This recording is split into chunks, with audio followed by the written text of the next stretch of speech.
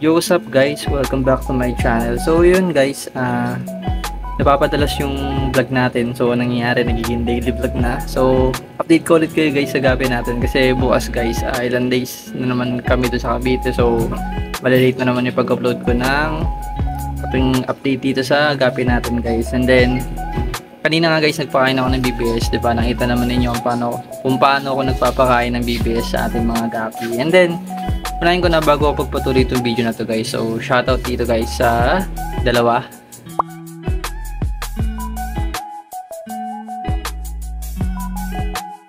Ayan, dalawang solid supporters natin. Ayan, shoutout sa inyo kuys. Salamat sa inyo kuys.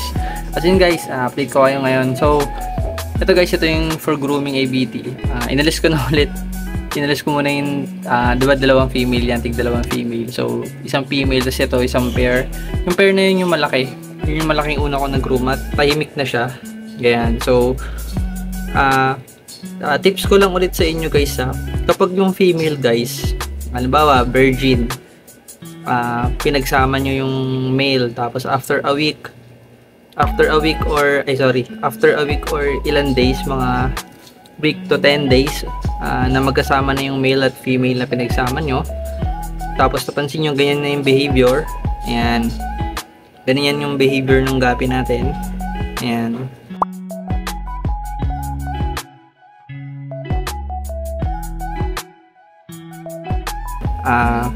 Possible is preggy na talaga siya. So, sign na yon na preggy na yung female. Meron kasing female na medyo tahimik pag nagbubuntis. Tahimik na siya, nag-concentrate na siya, nag-iba na yung behavior niya. Ayan guys, so para na siyang hirap minsan huminga. Yun yung mga pagbabago ng isang female na preggy na. So yung parang ganyan. Ayan, medyo tahimik na, kagaya din itong P-Dirt na to. So inalis ko na yung male dito, male niya. Ayan, ito siya, ayan, tahimik na siya, hindi na siya kagaya nung una na parang sobrang liksi. At makikita nyo yung tummy nila, yung tiyan nila, malaki na guys. Ayan, malaki na. So ayan, may saka yung gravid spot. Nasa video ko to nung mga una kong video guys, naglagay ako ng kung paano malalaman preggy na yun. Yung gravid spot sa ibaba, sa anal fin. Yun, no? Dark yung sa ibaba ng tiyan ng babae. So sa mga albino kasi hindi yan kita. Hindi yan kita. Medyo parang BBS, parang medyo orange yung color or mapula sa tiyan nila. So ayan, nag-iiba na sila ng behavior kapag buntis na guys. So yan yung tip ko sa inyo guys. Kapag kaya na yung female nyo, observe nyo lang, medyo wag kayo matakot pag ganun. Huwag nyo isipin na nanghihina or ano. Meaning nun is para na silang nahihirapan, nagko-concentrate pa yun or something. Basta ganun guys, iba na yung behavior ng mga female na preggy. Ayan. So dapat guys, inaalis nyo din yung male. Ito, aalisin ko rin yung male nito mga siguro pagbalik ko ng Monday guys. Ayan, alisin ko yung male niyan. Ayan. Pero sana, kasi hindi rin natin masasabi, baka mamaya na stress na pala yung gapi natin. Pero ito, feeling ko naman hindi stress yung ABT. Laging ganyan lang yung ABT kapag observation ko yung ABT, laging ganyan sila guys kapag nagpa-preggy ng tahimik sobra. Ayan. Para sa akin guys, so kung nagkasakit man to, bahala na. Meron naman, diba, meron pa naman akong female, so salang na lang ulit. So yun guys, tuloy tayo sa ibang gapi natin. So ayun guys, sana ito din, kasi ito bago na to yung female, yung isa to, so nilagay ko. Ayan. So sana ito maging buntis na rin to. Ayan. Ito guys, hindi pa to buntis, mataba lang yung tiyan dahil kain ng lumot. Minsan ganun guys, napagkakamalan yung buntis yung female nyo, pero dahil kain ng lumot yun, matae sila sa lumot. Ayan.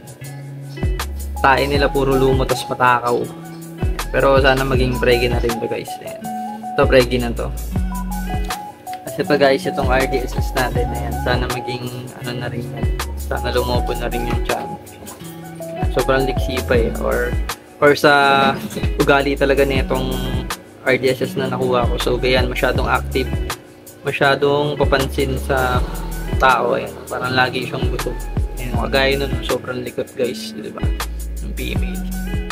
Kasi ito, yung mga for grooming, ayan, dyan pa din. Ito sana maging magbutis na rin to. Ayan, nilagay ko sa mas batang P-Dirt. Sobrang bata pa ng P-Dirt na yan, yung lalaki. guys. Sobrang bata, di ba? Ano pa lang yung guys wala pang 2 months. Going pa lang sila guys, going 2 months. Ayan. Late nga ng lalaki. Pero sana mabuntis to kasi itong female na to. Ilang beses ko na to sinama sa mga breeder male. Ayan, hindi ko alam bakit hindi ka nabubuntis. Kasi guys, minsan may mga gapi din na baog May male na baog, may female na baog. Hindi talaga nabubuntis guys. Pero sana ito magbuntis to kasi yung ganda nito. Gusto ko yung body nito. Ang laki niya guys. Ang laki niyang female. Ang laki niyang female feathered. So sana magbuntis na itong batang male na to. Actually itong batang male na yan for ano pangalan yan. I-develop pa lang yung ears. Nagalo din yung Talca Platinum. So yun siya, ang laki niya dun. So ito naman guys, ganun din. Magkapatid yan magkapatid. Ayan. Magka-platinum na sila at nagkaka-ears na guys. Ang bilis kapag ang feathered guys, nasa ganito. Yung parang isa lang siya. So feathered kasi talaga, madalas late bloomer. Pasensya talaga yun guys. Pasensya ka sa mga feathered. Dahil mahaba rin pasensya mo. Tapos guys, ito, may nagtatanong dito na kung nakakasama daw ba makain ng gapi yung shell ng ABS. So, sir, masama kasi pag nakain nila yun or nalunok. Minsan naman kasi yung gapi sir, kinakain nila yung shell bilang pag alam nila hindi pagkain niluluwa nila, di ba? Makikita mo yun. So, pero pag nakain talaga nila nun, siyempre hindi healthy sa gapi. Sir, kasi shell yan, kakainin nila. Possible ano yan sa tiyan nila at di nila mailabas, di nila matunaw. So, magkakasakit, may stress. So, gamit ka na ito, sir, ng BBS net. Ayan, sira na yung BBS net ko. Ito yung pinasasala ko, sir, kapag nasa ibabaw, nasa ilalim na yung mga BBS. Ayan. Nilalagay ko sa tubig yan. Ganito, sir. Mura lang naman sa Shopee to, BBS net. Ayan, sir. Or yung mas mahal yung dalawahan, yung dalawang salaan na pagdadaanan. Medyo mahal nga lang yung bossing. So, yun guys, ito. Pwede tayo dito. Wala itong laman, itong dalawa. Tapos guys, ito, mga male to. Ito yung kapatid ng mga male na mag-going 1 month. Yan, mga male yan. Male feeder. Yan pa lang yung try natin guys. So, sana mapagbuga na yung iba nating breeder feeder. Kasi ito naman guys, mga koy, sana magbuga na rin ito. Malaki siya na itong non-cap. Yan. Sana magbuga. So, yan na lang. Kapag hindi pa nag-success yan, bibili na talaga ako guys ng feeder koi. Kung meron ng feeder koi dyan na virgin. Ay, feeder koi tuloy. Tuxedo koi guys. Sorry, tuxedo koi. Akin na lang, bilhin ko na. So, ayan guys. Ito naman guys. Ito naman yung mga solid natin dito na female feeder. Ito ang female feeder. Kumpulan nila guys. Ayan. Pag nataarawan kasi hindi sila masyadong red. Pero ayan o. Diba? Sobrang red ng tail.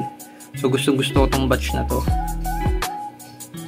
Kapatid na ito guys, yun nga, yung dalawang male na natira na yan, yung tinatabi ko. At yung mga nakuha dito, wala. Nabibigay ko talaga kung bakit. Ang lakas kasi ng mga regular buyer ko sa akin guys. So ayan, hindi tayo madamot. So parami na lang ulit. At nag-cross naman na ako para iwas na. So 2 line na yung gagawin ko sa ating feeder para hindi tayo nag-inbreeding. Or stop muna sa back cross breeding. And then, ito naman guys, ayan, hindi pa rin ginawa na si Ronel to, pinareserve niya to, so, tayo na lang natin chat niya pag kinuha na niya, 2 trios ng full gold, ayan, kasi ito pa yung feeder dito, ayan, kaya ako na lang dito, ito pala yung ito pala yung matakaw sa, bruscopid, ayan, ang laki niya, ayan, ang laki, compared dun sa hindi nagbubrusco, pinagsama ko lang guys, ayan, kasi ito guys, ito naman yung mga female ng feeder, saka female ng koi, 2 piraso. Ayan guys, nabusan na tayo ng gapi mga kasibi. Kasi ito naman guys, ayan o, ayan na, nag-full gold na sila lahat, ang gaganda. So ito na lang natira sa male natin. Shoutout sa lahat ng kumuha ng napakadami kong fry nakaraan. So ayan, sana naparami yun na din yung gold ninyo guys. And then yun lang guys, yun ang update natin sa gapi natin. So kita-kita na lang tayo sa mga susunod na araw at update ko kayo sa aking mini farm dito guys. So ayun guys, Thank you sa lahat ng sumusuporta at nananatiling nanonood. And shoutout sa inyo lahat guys. So, yun lang guys. Thank you for watching.